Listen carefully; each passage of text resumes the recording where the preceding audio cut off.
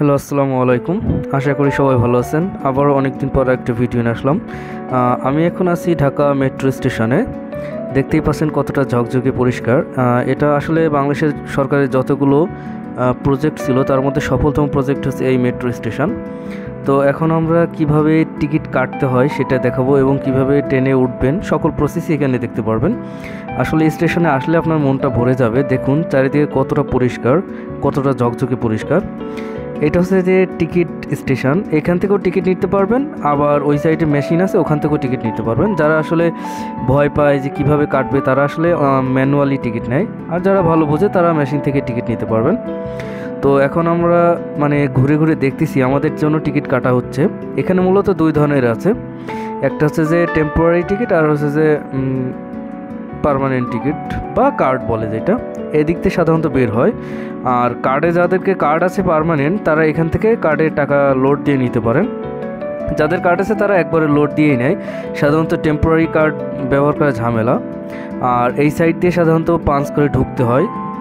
এখানে সামনে চলন্ত সিঁড়িও আছে সামনে, বা এখান থেকে কেউ পায়ে হেঁটে ওঠে।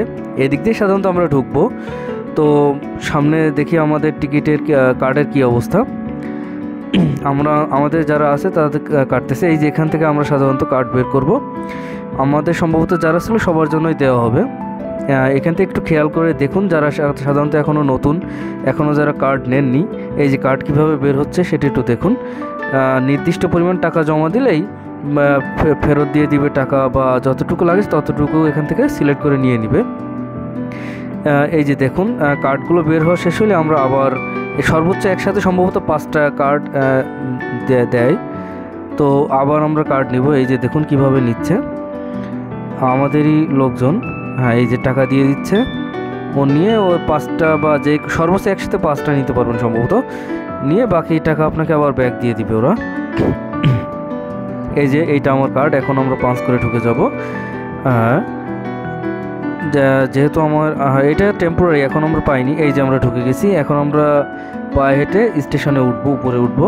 সাধারণত অনেক দূর উঠতে হয়, কিন্তু সামনে চলন্ত সিঁড়িতে আমরা যেতে চাচ্ছি না। আমরা এখন আসলে এতটা ফাঁকা থাকে না সাধারণত স্টেশন, যেহেতু এখন রাত। আর এটা উত্তরা দক্ষিণ স্টেশন, এখানে ততটা ভিড় হয় না।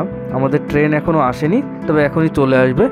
এই যে এখানে এইভাবে দাঁড়িয়ে থাকবেন, ট্রেন কিছুক্ষণের মধ্যেই চলে আসবে। আসলে আপনারা উঠতে পারবেন। হ্যাঁ, আমরা শব্দ শুনতে পাচ্ছি ট্রেনের। ওই যে ট্রেন চলে আসছে। সাধারণত উত্তর থেকে আর কি যাত্রা শুরু হয়, আর এই থেকে মতিঝিল থেকে শুরু হয়।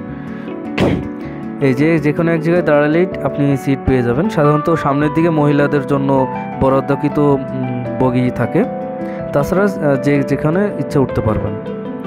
তো এখন আমরা উঠব। দেখতে পাচ্ছেন কতটা ভিড়। আসলে মানুষ সময় বাঁচানোর জন্য টাকা কোনো ব্যাপার না, আবার আরামদায়ক যাত্রা, যেহেতু এসি থাকে ভেতরে, মানুষ বাসের চাইতে ট্রেনটাকে বেশি প্রিফার করে। তো আমরা উঠে যাব। আসলে ভিড়ের কারণে কিভাবে উঠছি বা ভেতরের দৃশ্য দেখাইতে পারি নাই। এখন আমরা আসলে নেমে যাব। তো দেখুন কিভাবে নামতে হয়। এখান থেকে আপনি সাধারণত লিফটেও নামতে পারবেন, চলন্ত সিঁড়িতেও নামতে পারবেন, বা পায়ে হেঁটে নামতে পারবেন। সাধারণত সবাই বেশিরভাগই চলন্ত সিঁড়ি ব্যবহার করে। তার কারণ হচ্ছে যে মানুষ একটু বেশি আরাম পছন্দ করে। আর লিফট সাধারণত যারা প্রতিবন্ধী তাদের উদ্দেশ্যে, যদিও সবাই ব্যবহার করে। হ্যাঁ, এই যে এখন আমরা বেরিয়ে যাব। তো আমাদের যেহেতু টেম্পোরারি কার্ড ছিল, ওইটা ভেতরে দিয়ে তারপরে বেরোইতে হবে। সুতরাং কীভাবে ভেতরে মেশিনের ভেতরে কার্ডটা প্রবেশ করাবেন সেটা একটু দেখুন। এটা অনেক ইম্পর্টেন্ট, অনেকে ভালোভাবে দিতে পারে না, যার জন্য গেট ওপেন হয় না। এই যে দেখুন এভাবে দিয়ে বেরিয়ে যাবেন। আমিও আমারটা দিয়ে যাব। সো ভালো থাকবেন। এই ছিল আমাদের ভিডিও, আজকের মতো এখানেই শেষ করলাম। আশা করি